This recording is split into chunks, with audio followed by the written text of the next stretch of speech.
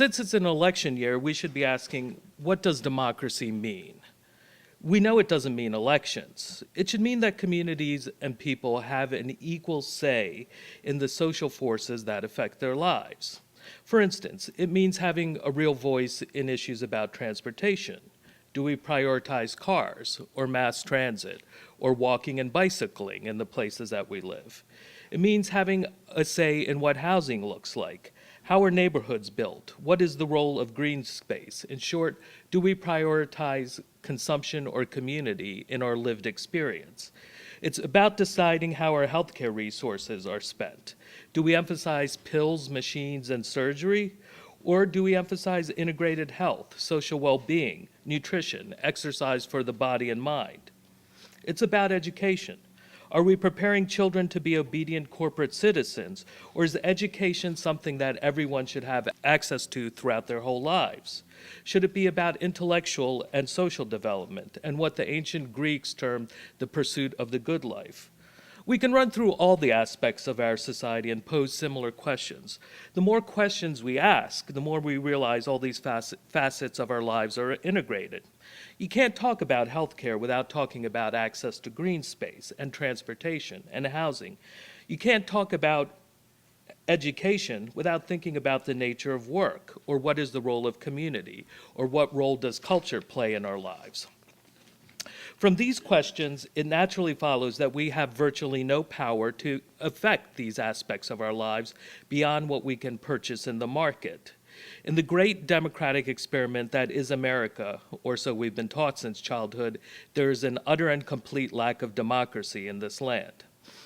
Now, I'm not telling anyone anything they don't know to say we have one party, the party of Wall Street, with two wings.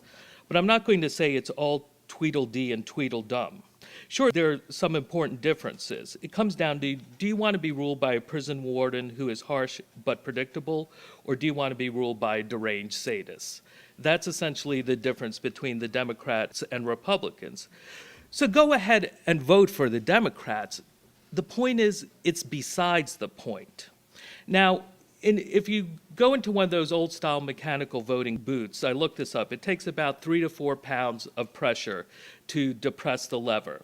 And that effort, that little flick of the finger, is the entire sum of energy you should spend every 4 years on the formal political process. The Democrats are a firmly right-wing party, while the Republicans are a fanatical right-wing party. We need a much more sophisticated and nuanced understanding of politics in our society, one that understands exactly how the Democrats and Republicans work in alliance to keep pushing the country further and further to the right. See, the problem is what we've had over the last 30 years or so is the Democrats take right-wing radicalism and turn it into bipartisan consensus. So the next iteration of the right becomes more and more extreme. Now, we do know if the right does get into power, if Romney is elected, they'll nominate extreme Supreme Court justices. They will viciously attack organized labor beyond what the Obama administration is doing, and they will, of course, viciously attack reproductive rights and access to birth control. So there is an argument to be made, yes, you should just go in the voting booth.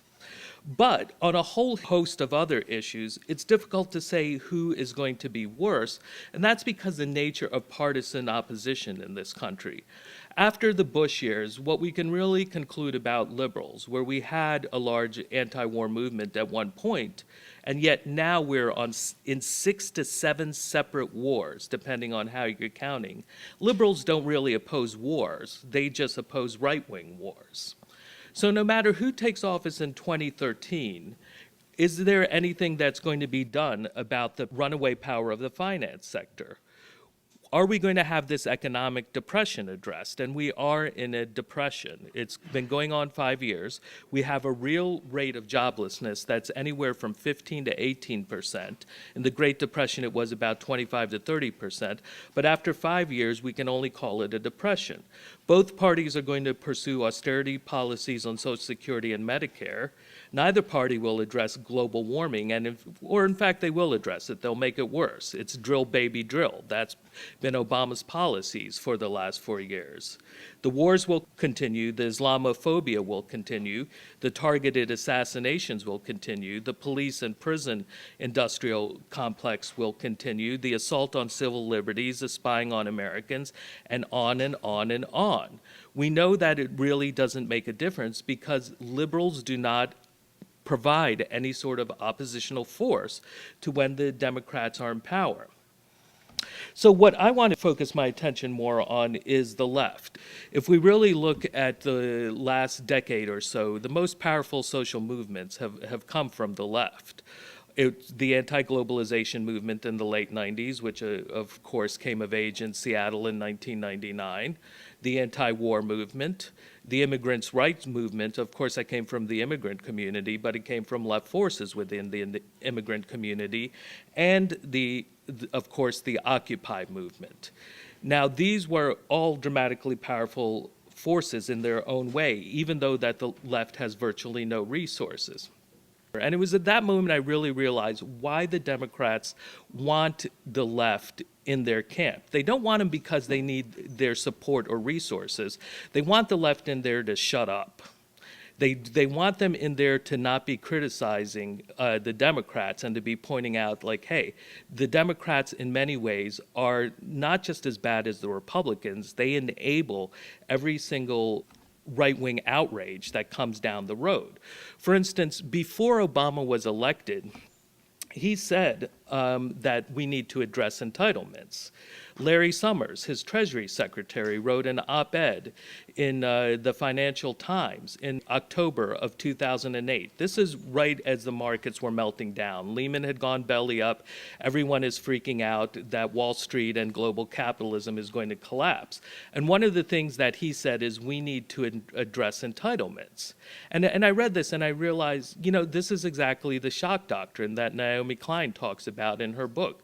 There's no reason that you should be talking about addressing entitlements. And all addressing entitlements is that's the Reagan-era code words for we need to end Social Security and Medicare. Now, that's what the Obama strategy has been all along, that we need to cut it. It's not that we don't have the money. Of course, we know that there is plenty of money in this country.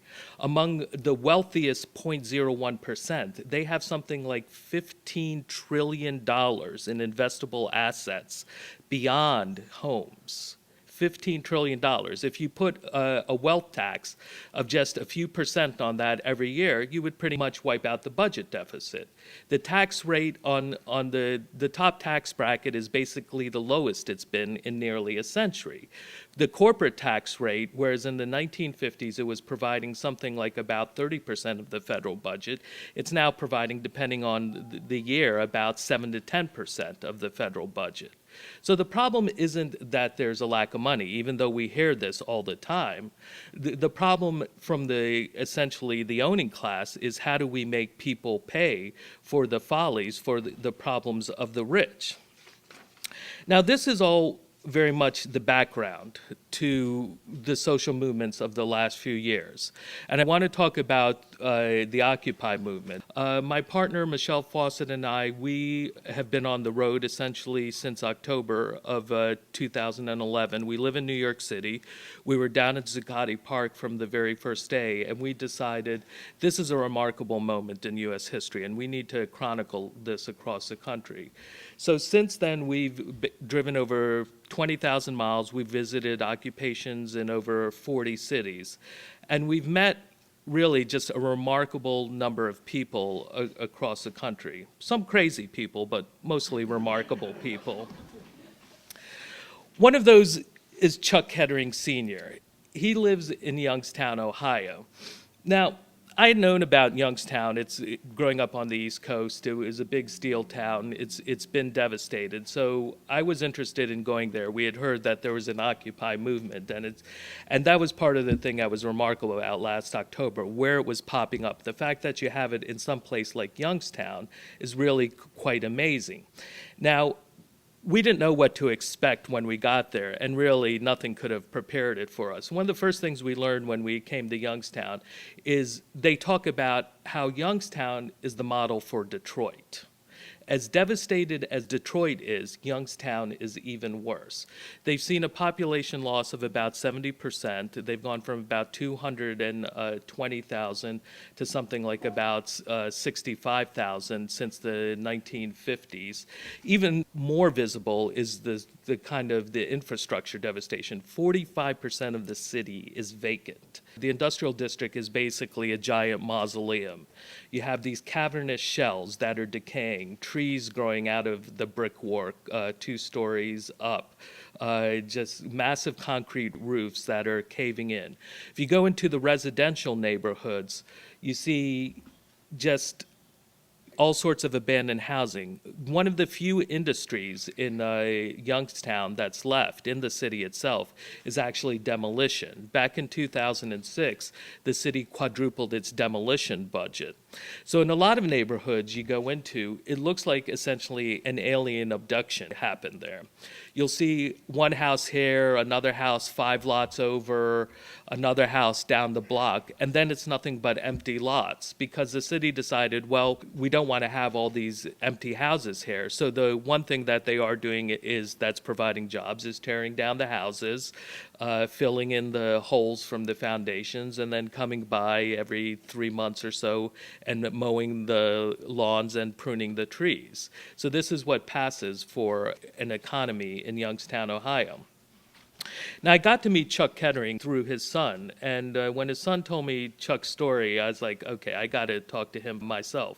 And so I called him up and ended up meeting with him, and the first words were, I'm the poster boy for the Rust Belt. He's a Youngstown native. He went to work in 1973 at age 19. He worked at a U.S. Steel facility, the Mahoning Valley Works. He worked in the blast furnace area, but he said they were using century-old technology. It was literally that blast furnace had been built in the 1890s. That ended up shutting down in 1979. He got another job at a U.S. Steel plant near Cleveland. That shut down in 1982. He worked some jobs, odds and ends, and finally in 1985 he landed a position with Packard Electronics, making electrical components for GM cars.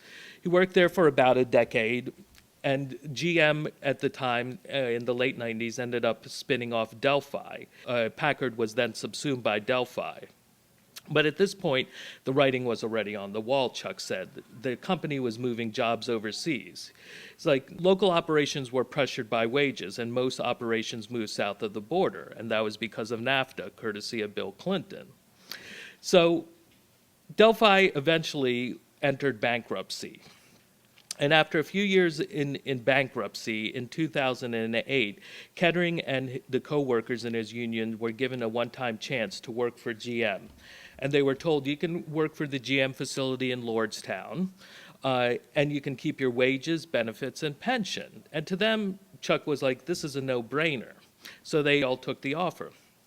Except what they didn't bother to tell them, as soon as they got to the plant, they learned that none of their plant time counted. So what that meant was despite nearly 25 years on the assembly line at Packard and Delphi, Kettering said, I found myself at the age of 54 starting at the bottom. I was working alongside 21-year-olds trying to keep up on the assembly line. He said, I'm proud of the fact that I've worked my whole life. In 35 years, I only ever took 3 weeks of sick leave. And he's like, but most of us who transferred weren't spring chickens, and it was hard to keep up. He kept up, but eventually the repetitive motion stress led to carpal tunnel in both hands and excruciating pain. By 2010, he was on disability. He had surgery on both wrists, and he did physical therapy for a year to recuperate. He went back to the plant last summer, and he said, within a few weeks, I was in excruciating pain again, so he went back on disability. Meanwhile, his wife had been hired by Packard in 1979, and she worked her way into lower management. Then one day, also around 2008, she was called into the office and told that she had to retire immediately if she wanted a pension. Otherwise, she would be fired and the pension would be taken away from her. So she agreed to a forced retirement, and then a year after that, her pension was slashed in half. And they say they expect further cuts. Chuck said after the second time he went on disability, the company told him, I should be happy. I have a job. I should grin and bear it. But with these companies, it's never enough. Bitterness can set in when you're giving your all to these companies and they slap you down. It's about the dollars. And he finally said, that's why I encouraged my son to join the Occupy movement, and that's why my wife and I joined. And it was a remarkable story because here you have kind of the classic Midwest American family. Chuck, he's this big, beefy white guy, looks like he plays football, and yet despite experience all this devastation, through the Occupy movement, they found hope amid the despair. And that was one of the things that was really remarkable about the Occupy movement, the amount of people who found hope amid the despair in this country. Now, another place that we went to was Albuquerque, New Mexico. We went there for a very specific reason. We heard they had an unOccupy movement, and we were curious about it. Why was it an unOccupy movement? You know, we knew it had to do around issues of race, around issues of indigenous communities there, but nonetheless, we wanted to talk to folks in the movement themselves and hear from them. Now, when we got there, we met this middle-aged indigenous woman, Amalia. She was actually a little suspicious when I first encountered her because I had written an article a few months earlier in Salon about, is the Occupy Wall Street movement too white? And one, I said, no, that's not true. There is a problem in terms of if you look at the leadership of a lot of the Occupy movements. I argued that you really have to look, you can't make sweeping generalizations. It depends from city to city. Often in the South, it was problematic. It was very white. Some of the larger cities, it was also problematic in terms of who was in the leadership. But then again, we would get to other cities such as Philadelphia or Pittsburgh or Detroit and find significant participation from the African American community. And out west, we would find in some cities significant participation from the Latino community. So she was a little suspicious of me, but nonetheless, we sat down with her and talked to her and asked her, so why unoccupied? And what Amalia explained to us that in New Mexico, the land is still occupied. She said this isn't something that just happened 500 years ago. There are treaties that are still in effect that are still being violated. Amalia said that indigenous people literally walk around New Mexico with a copy of this treaty in their back pocket because their lands are still being illegally taken away from them because they still have cases in court where they're trying to get back access to the land. She also told us a little bit about growing up, that when she was a child, they would see cafes with signs that said, no dogs or Indians allowed. And this is something that affected her very deeply, obviously. Also, while she was growing up, her mother was one day picked up by the Border Patrol. Even though her mother is indigenous and obviously has a full right to be in the United States, her mother was picked up by the Border Patrol and just dumped in Mexico, even though her mother had a U.S. passport on her. So she explained that the term is deeply painful, and it made a lot of sense. So then we met with Occupy Albuquerque, and the whole origins of it is a little complex. They ended up splitting off after Occupy Albuquerque ended up deciding to change its name to Unoccupy Albuquerque, but some folks also told us, well, yes, the group did decide to change its name, but you have to understand also 90% of the group drifted away during this discussion to change their name. So we met with the Occupy Albuquerque folk, and they were clearly upset. You know, the fact that they had essentially felt that they had been forced out of the Unoccupy movement. One of the people we talked to was Tammy. She was one of the most unlikely people we would ever think we would meet in the Occupy movement. She was in her mid-50s, a real estate agent, frosted hair. We were filming the talks with them, and the whole time she was concerned about was her makeup right and did her hair look right. But one of the first things she said, and her eyes started filling with tears, was she said, I get it. I get white privilege. Okay, I understand it. And this is something that really kind of cut them to the deep. That they had come to this movement because they were looking for a way to salve their pain. They saw themselves as powerless. And then they come to the movement and they find people who are legitimately telling them, well, actually, you have this power. You have this power of white privilege. And it was difficult for many people to hear. And in many ways, Tammy embodied this contradiction because she was explaining to us that she got white privilege, she understood it. And then later in the conversations, he said, well, that stuff happened 500 years ago. Get over it. Of course, as we learned from Amalia, it didn't happen 500 years ago. And so we had meetings over 3 days with various members of Occupy and Not Occupy, and we got to know Amalia better. Finally, on the last day, we went with her to visit some friends. She wanted to show us this place where folks were doing urban agriculture in the city of Albuquerque. And we're standing in front of a hoop house with rows of lettuce crops in a dusty lot. And Amalia just finally says to Michelle and myself, this is my first memory of my mother. My earliest memory of my mother was as a 2-year-old sitting at the head of a row of beets as she was going up and down the line picking the beets. She started to tell us about her mother, and as we later learned, this was a story that she hadn't even really shared with her allies in the movement, people who she had known for years. She said when her mother was pregnant with her, she was number 10 of 10 children, her mother realized something was wrong, and essentially she was dying of cancer, probably from the pesticides that were sprayed on her as a farm laborer.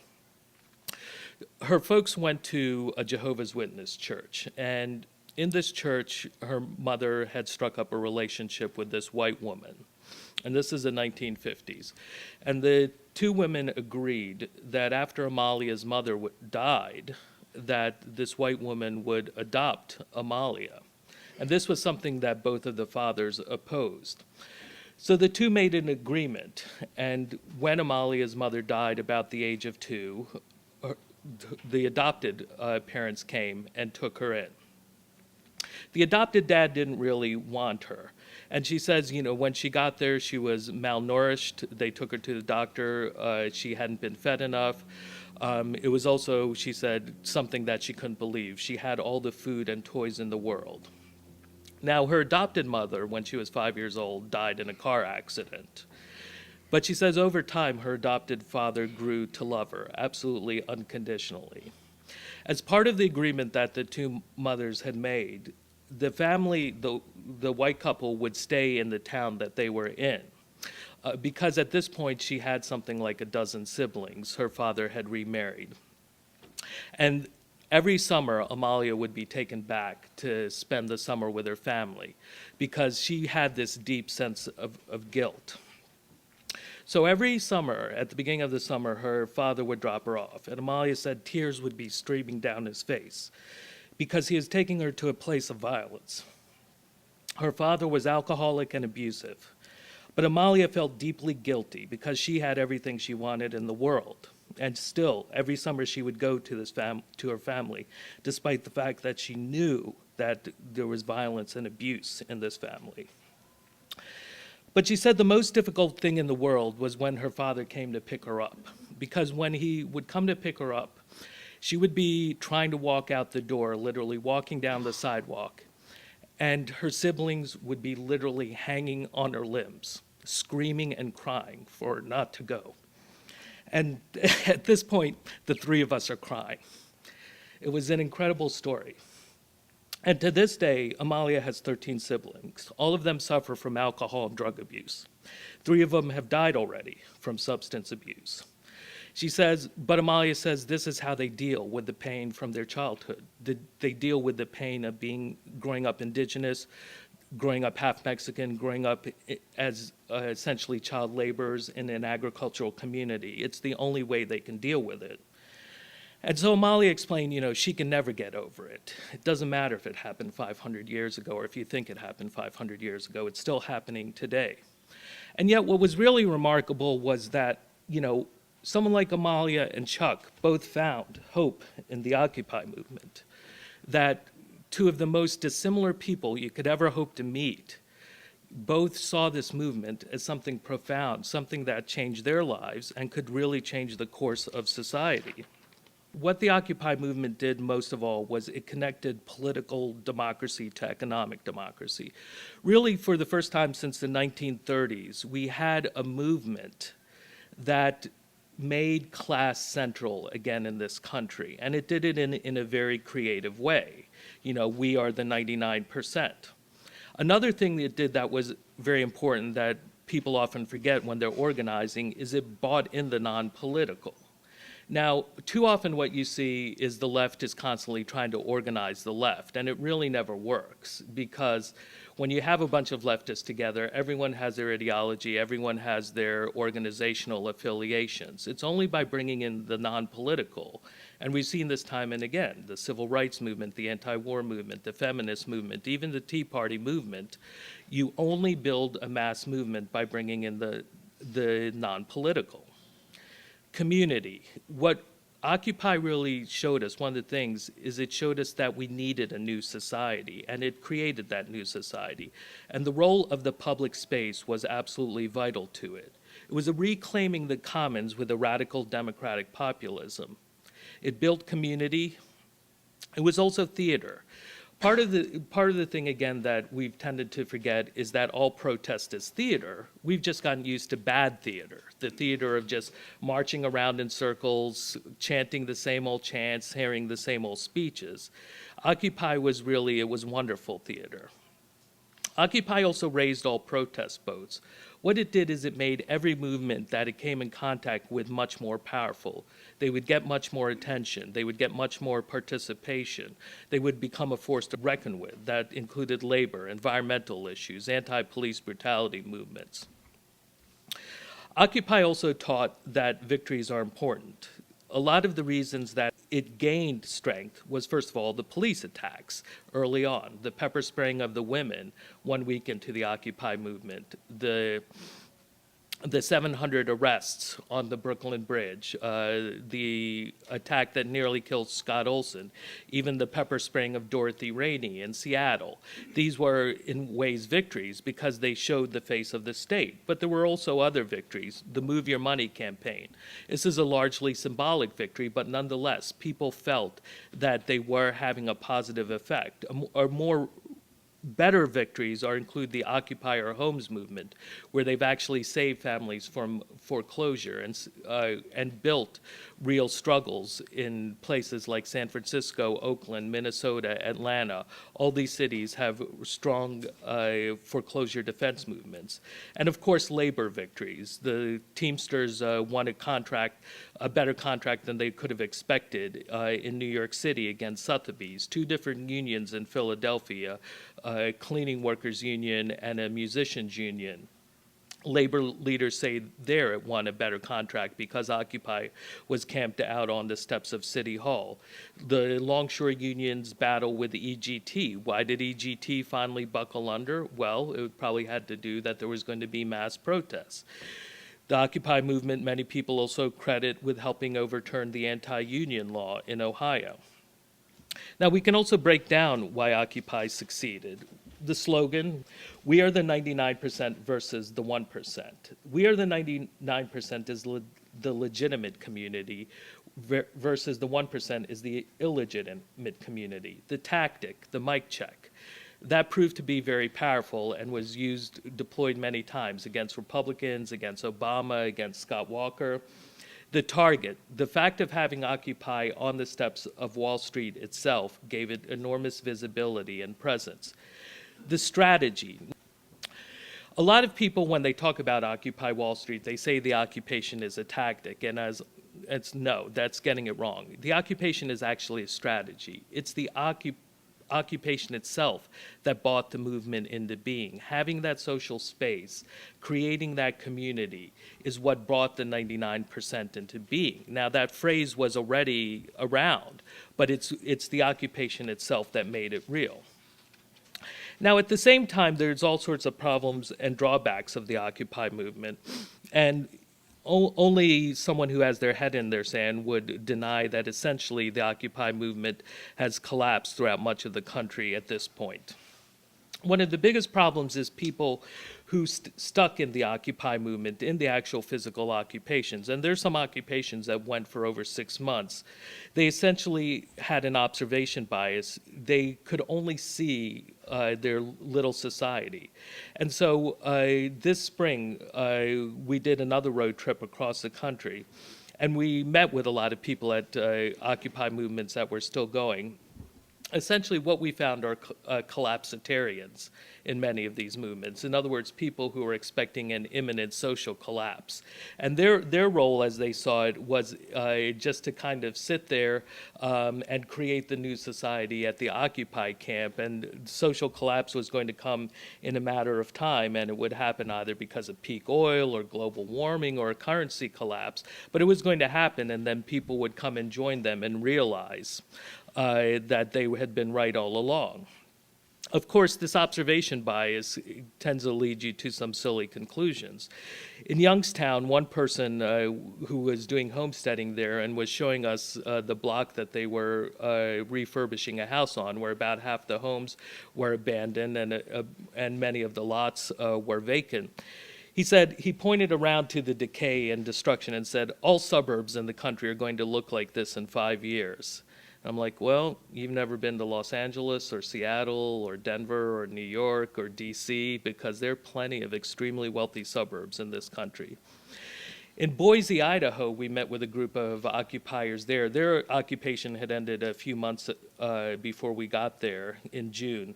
And we asked, so what are you doing in terms of organizing? And one of the people literally started yelling at us. She's like, what do you mean? That's a loaded question. She's like, organizing is the old paradigm. We're creating community there. And apparently their idea of creating community was sitting around and making clay pots. In Salt Lake City, they had an occupation that it still may be going. It had been going nearly 8 months when we got there. They were telling us about knitting sweaters, about how everyone should grow their own food. And we started to push them a little and said, well, you know, could New York City really grow its own food? There's about 8 million people there. And they're like, of course you can in New York City. And it's like, really? There's no space. And we're like, okay, how about a single mother of 3 who's working multiple part-time jobs? Can she grow her own food? And one of them responded, yes, of course. You just need to have the will to do it. You know, it's a bit of a fantasy world. The whole time we were talking with these activists, this one guy kept saying to us, you know, you can make your own laundry detergent. You can make your own laundry detergent. And finally, at the end of it, we were like, okay, you know, we're curious. How do you make your own laundry detergent? So he says, like, okay, what you need to do is you need to buy a bar of soap, and then you grate it in water and boil it. And then you need to get some Arm & Hammer washing soda, and then you need to get some borax.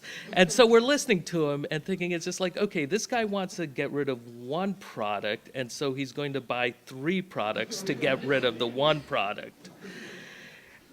Essentially, this worldview, it is representative of white middle-class privilege. These occupiers, despite their feelings of being on the losing end of society, still have the means and social support to believe they can withdraw from society. There's a misanthropy at work here because they're concluding we can't change society. So the strategy is how to plan for collapse that will obviously cull the human herd apart from your anarcho-groupuscle. Now, Occupy also had the problem of becoming a radical-only space. Over time, people drifted away. What that meant is you were either politically radical. Often you have the maximalism. People who would be in the space would say that the goal is to immediately to start tearing down capitalism. Of course, they don't have any program or strategy to do it, but that's still the goal. Or socially radical. All of society is going to collapse. Now, the problems that the movement encountered from the beginning, but didn't become evident until over time. One was the tyranny of structurelessness, the famous essay from the 1960s. If you don't have structure, you're essentially going to create a tyrannical operating process. And the essay was one of the first, most important early documents from second wave feminism. And it was a critique of patriarchy within the New Left. Because if you don't have structure, if you have 5-hour General Assemblies every night, who's going to participate? Who has the time and energy and the cultural capital, the knowledge of how the General Assemblies work, who have the social relationships where they can actually get their ideas through? Now, also, because of the lack of structure, anyone could act in the name of Occupy, so the actions of a few could affect the whole movement. For instance, in New York City, there was a march in solidarity with Trayvon Martin. And this was a march that brought out thousands of people from the African American community, except a few individuals who identified as occupiers kept chanting about Occupy Wall Street, and they kept trying to run to the front of the march with their banner about Occupy Wall Street. And nobody really, they were disowned by everyone in the Occupy movement, but the problem is if you don't have a structure, you don't have any sort of method of accountability and decision-making.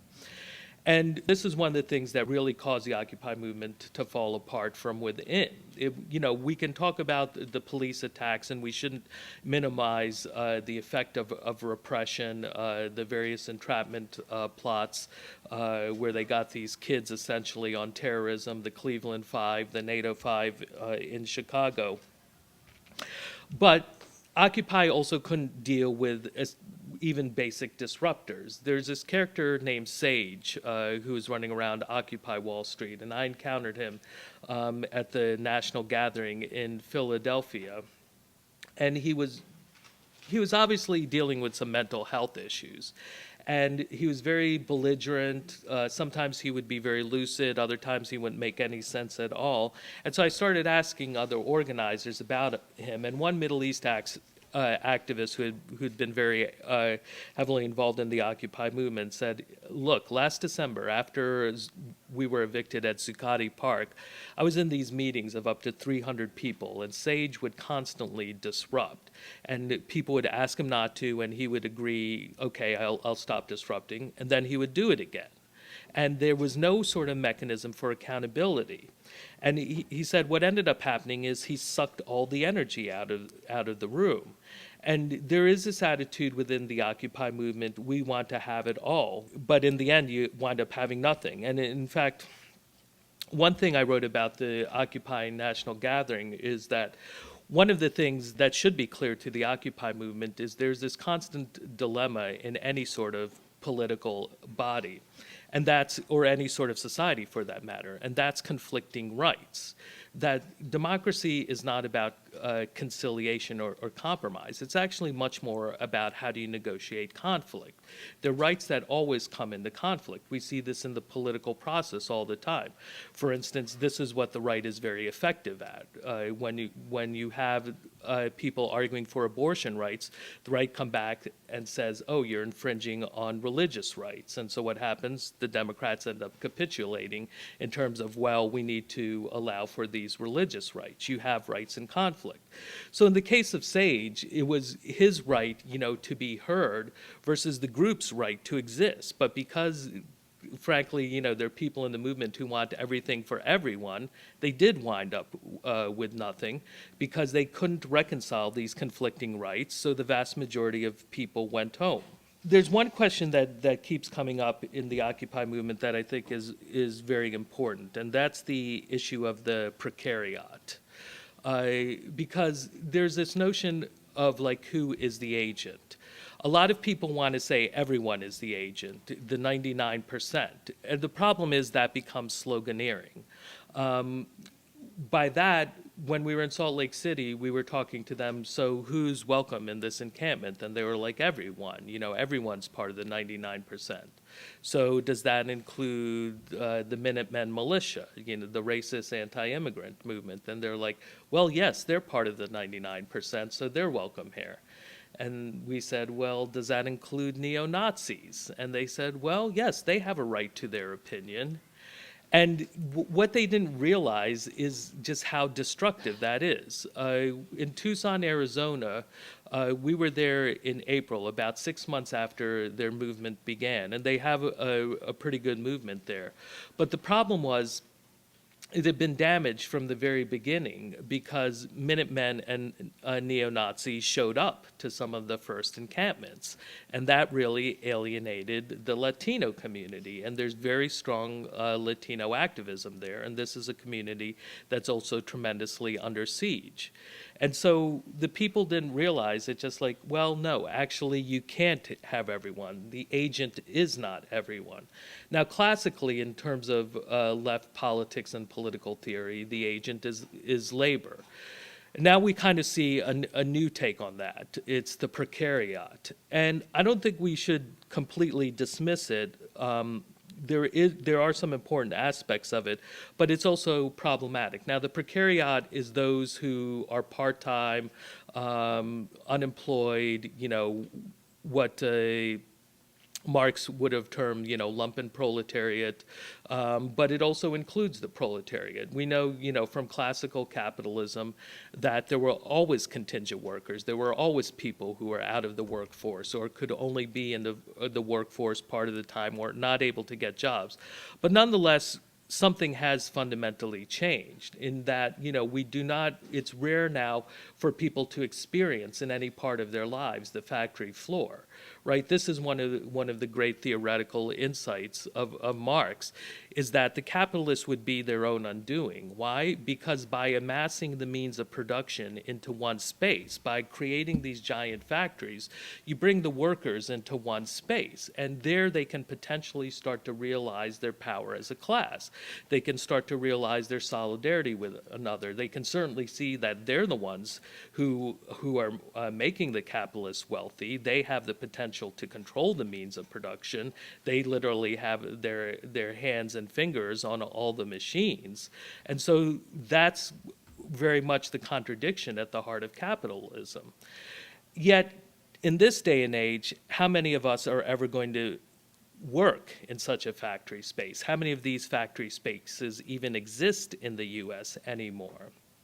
I did some number crunching, and if you add up all the manufacturing, all the construction professions, even all the maintenance professions, logging, mining, everything you can think of that's remotely connected to manufacturing, it comes up to about 16 or 17 million jobs.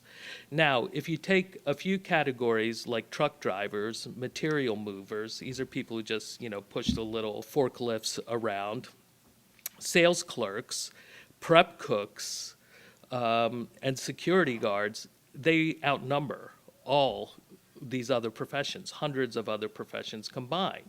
And if you then start to add in all the other contingent positions, you're talking about something like 60, 70 million Americans work in these contingent positions. Whereas all of organized labor, all unionized labor is something like about 15 or 16 million at this point. And that doesn't mean that organized labor is unimportant. Of course, it's vitally important. But the thing is, if you end up cutting off everyone else, they essentially become fertile grounds for the right. That's part of the problem with a lot of the race discourse that we found within the Occupy movement. It's not that racism is unimportant, it's vitally important. But the way that it gets talked about in a very accusatory manner, and it tends to alienate people. When we were talking about with some of the unoccupied people in Albuquerque, about the fact that, the Occupy folks had split off and they wanted to join, the response of one of them, who was an academic, in fact, was, well, when they do the work, they're welcome to join us. And we thought, that's just a neoliberal solution. What you're saying to them is it becomes personal responsibility, that you have to go out and do this work on your own. You're forgetting about the issues of solidarity, about collective political struggle. And that's not to excuse, the racism, the sexism, the heterosexism of many people who come to the movement. But if you have any hope of building a mass movement, you have to do these things through collective political struggle. I want to end with two what I think are very important collective political struggles of the last few years. The first is the Wisconsin Uprising, which in many ways presaged the Occupy Wall Street movement. That, of course, was sparked by the budget repair bill by Wisconsin Governor Scott Walker, one of the Tea Party candidates who came into power after the 2010 elections. It pretty much was going to wipe out collective bargaining for unionized employees. And you had a remarkable movement that grew up there. It started with the Graduate Student Union, was one of the key forces that got the ball rolling. It involved a walkout by high school students, and then the teachers union in Madison essentially went on an illegal wildcat strike for 4 days.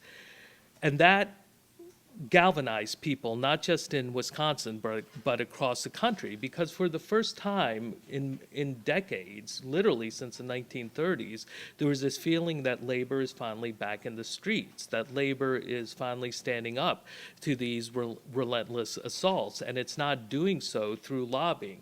Now, actually, the whole time these kind of illegal strikes and wildcat strikes and the occupation that spurred the occupation of the Capitol building in Wisconsin, there were AFL-CIO leaders who were telling these other unions involved in the street protests that we need to be lobbying the state senators, we need to be lobbying the Republicans. They wanted to do everything through the formal political process, and we've seen how that'll work. Now, what happened with Wisconsin, though, was that all this energy was shunted into elections. First, there was the election of the Supreme Court candidate that was won by the right-wing candidate. It looks like it was actually stolen because one clerk mysteriously found something like 20,000 votes on her computer the next day that flipped the election, but there were no protests about it. Then there were the recall elections against the state senators, and that didn't succeed. And finally, the recall election against Governor Scott Walker, which also failed. And in fact, what we now see is, despite all this energy, huge amount of energy poured into 3 various elections, that much of the movement in Wisconsin is demoralized, and in fact, it's backfired on the Democrats. Wisconsin has now become a swing state. And of course, Ryan's selection to the Republican ticket probably had something to do with the failure of the Wisconsin movement as well. Now, the thing we have to understand is Walker won because he had a vision. It was brutish, but he forged a rich-poor alliance that supports it. And I talked to one political analyst in Wisconsin. We visited there around the time of the elections, and he told me, look, Walker carried the 10 poorest counties in the state by a 13% margin in 2010. These counties used to be reliably Democratic. What the Republicans now do is they go into these rural counties and use powerful wedge issues. They say to these rural voters, do you have pensions? No. Well, you're paying for theirs, referring to public sector workers. Do you have health care? No. Well, you're paying for theirs. Do you get wage increases? No. Well, you're paying for theirs. Now, the scenario was far different 50 years ago, said this analyst. The Democrats were identified with programs like Social Security, the GI Bill, and rural electrification. People could see tangible benefits. Today they ask, is government working for us? And often the answer is no. They see government as crooked and corrupt. They figure if the government is not working for us, let's keep it as small as possible.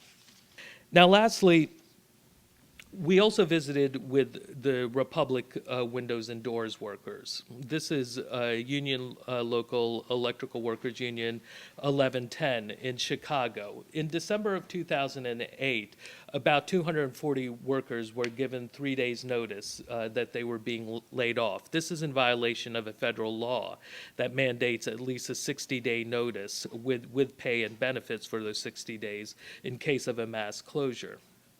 Now, what a lot of people didn't realize then or even now is that it's a pretty radical union, UE, both the national, the international, and the local. And they had already decided, they knew something was up. Machinery was being shipped out. And so they had already decided that they needed to take some sort of dramatic action. So when they got their notice and the plant closed 3 days later, they did a sit-down strike.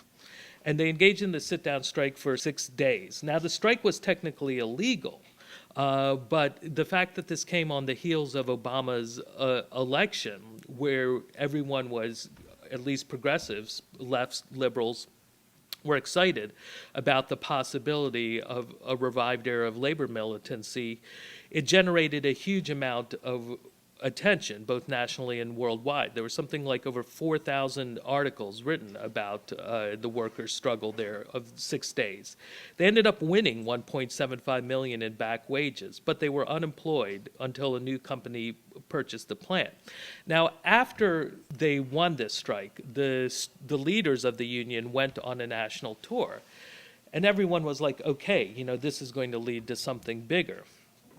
And the thing is, they went to a lot of other union locals and were trying to inspire them, that you need to do similar strategies, despite the fact that it's illegal. And the president of UE Local 1110, Armando Robles, explained, essentially this didn't happen. And we were like, why? And he gave one example that he felt was really telling. He's like, they met with one other UE local. It was mostly white and middle class, and they were talking to them about the need to do a sit-down strike. And he said the workers there were really only concerned about doing what was legal. They were only concerned about doing anything illegal. And that, to me, is very telling, that kind of the last defenders of bourgeois legality are the workers. Now, another thing that the occupation also did is it inspired hope that we're going to get this green-collar economy, because what they were making there were highly efficient windows. And they were bought by his company, Serious Materials, that specialized in clean technology. Except that didn't happen either, because the Obama administration's stimulus contained relatively paltry funds for clean energy. Given the scale of the infrastructure that needs to be built, it would probably take trillions of dollars. They only included a few tens of billions of dollars. Now, Republic Windows and Doors, they had 240 workers when the company was bought in January of 2009. By February of 2012, they were down to 38 workers, and the company came in and said, we're going to shut down the plant for a second time. They gave them 60 days notice. But again, the workers were not ones to take things lying down, so they sat down once again, and they got an agreement that the company would stay open for 90 days. And what they intended to do this time was they were going to start a cooperative, and they were going to raise the money to buy the machines they needed to lease a factory space and open up their own worker self-managed cooperative. They engage in negotiations with the company, which is essentially, it's backed by 10 different venture capital firms, and they were trying to stonewall them. It turned out they just wanted to sell the machinery for scrap, even though the workers were the only ones who would have kept the factory functioning, would have kept the facility on the local tax roll, and would have kept employing people. Finally, after pressure, they struck an agreement with the company. And I talked to the vice president of the union yesterday, Ricky Macklin, and I happened to call him. He says, we're packing up the machines right now. We're packing them up and taking them to our new facility, and we're going to be starting the New Era Windows Cooperative. Now, we also happened to visit them in May when they were going into the old Republic Windows and Doors factory to check out the machines there, to evaluate them. And while we were in there, we talked to Ricky. And one of the things he said to us, and Ricky, just this great kind of affable African-American grandfather, he just said how important work was to his sense of self, how important it is to be employed, to have a job. While we were there also, we were there with Rocio Perez, a 38-year-old mother of 3, and she was emotionally overwhelmed. It had been the first time she had been in the factory in 3 years. And for them, this wasn't just about a job. It wasn't just a commodity, a piece of capital.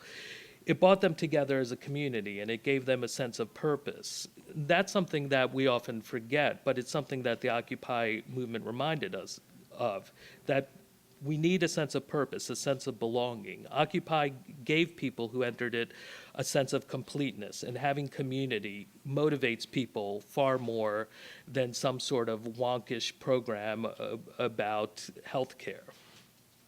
Now, the New Era's Window Collective is no socialist utopia, but we do have an example of some workers owning some of the means of production. They'll collectively run the company. They'll decide what to manufacture, how to run the business. They'll sell the products themselves and decide what to do with the profits. Of course, there's still limits to it. They're heavily constrained by capitalism, and they also know what their competitive advantage is. Without executives to pay, they can undercut the competition. So there'll be a pressure to exploit themselves to remain competitive. Nonetheless, they are a shining example of worker self-organizing, and if successful, they can offer an alternative to predatory corporations. Before we had visited them, we had met with Staunton Lynn in Youngstown, Ohio. And Staunton and his wife Alice are a remarkable couple. They're in their 80s. Staunton was a professor. He went to North Vietnam in the 1960s and was fired for it. And in his 40s, he decided, I'm going to become a labor lawyer. So he went back to law school because labor needs good lawyers. In the late 1970s, he was involved in an effort to turn a U.S. steel facility into a cooperative. This is a whole different scale. The New Era's cooperative, they're talking about a few dozen workers. The U.S. steel facility was actually profitable. This is a thing we need to remember about a lot of the deindustrialization. It wasn't that these industries were unprofitable. Many of them were. They were razor-thin profitability often. It's just that the capitalists realized they could make more money if they got rid of these industries and used that capital to speculate in housing and real estate and stock market and derivatives and gold, whatever. So he was involved in this effort to turn a U.S. steel facility into a cooperative, which would have potentially employed up to 8,000 people. And they actually had support from the Carter administration, except that support vanished after midterm elections, and the company was able to dump the facility without them getting access to it. But Staunton still, told us that he had great hope, and he was a remarkable person to meet with because even in his 80s, he was full of life, but still had a sharp analysis. And he told us that ultimately the two most important things that any organizer, any activist can do is one is to listen, and two is to laugh. And what he was saying is, effectively the most important thing is to build community. And I think that is one of the things that we've seen across the country in the last year, that it's those movements who build community through the political process are the ones that are going to be successful and really transform our society. Thank you.